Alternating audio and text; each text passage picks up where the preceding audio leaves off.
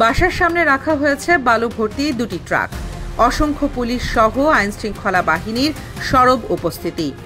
একটু পরেই সেই ট্রাক দুটি সরিয়ে নিয়ে সেখানে রাখা হয়েছে পুলিশের জলকামান ও ময়লা আবর্জনার স্তূপ। দুর্গন্ধে সেখানে দাঁড়িয়ে থাকা কষ্টকর। ময়লাযুক্ত পরিবেশ আর ট্রাক জলকামান সব মিলিয়ে যেন একটা থমথমে অবস্থা বিরাজ করছিল।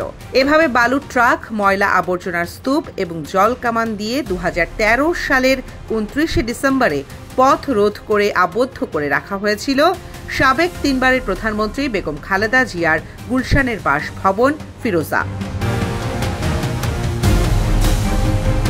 জানা যায়, ওই সময় আওয়ামী লীগ সরকার ক্ষমতায় থাকাকালীন তত্ত্বাবধায়ক সরকারের অধীনে নির্বাচন না করে 2014 সালে দলীয় সরকারের অধীনে নির্বাচনের প্রস্তুতি নেয়। সরকারের অধীনে নির্বাচনের দাবিতে বিএনপির পক্ষ থেকে 2013 সালের 29শে ডিসেম্বর মার্চ ফর ডেমোক্রেসি কর্মসূচি দেয়া হয়। কর্মসূচিতে যেন খালেদা জিয়া যেতে না পারেন সেজন্যই তার বাসার সামনে বালু ও ময়লার ট্রাক দিয়ে এভাবেই তাকে আটকে রাখা হয়। দীর্ঘ হামলা, মামলা ও নির্যাতনের পর প্রায় 1 যুগ পর 24শে জুলাই বিপ্লব পরবর্তীতে উন্নত চিকিৎসার জন্য বিদেশে পাড়ি জমান খালেদা জিয়া। চিকিৎসা শেষে আজ তিনি বীর দর্পে দেশে ফেরেন। তার দেশে ফেরা নিয়ে বিএনপির পক্ষ থেকে করা হয় নানা আয়োজন। সর্বস্তরের নেতাকর্মী আর দেশের মানুষের ভালোবাসায় সিক্ত তিনি।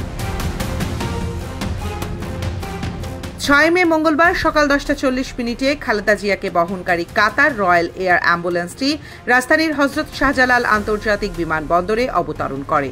পরে বিএনপি চেয়ারপারসনকে স্বাগত জানান দলটির মহাসচিব মির্জা ফখরুল ইসলাম আলমগীর সহ সিনিয়র নেতারা। এদিকে খালেদা জিয়াকে শুভেচ্ছা জানাতে সকাল থেকেই বিমানবন্দর এলাকায় নেতাকর্মীদের ঢল নেমেছে।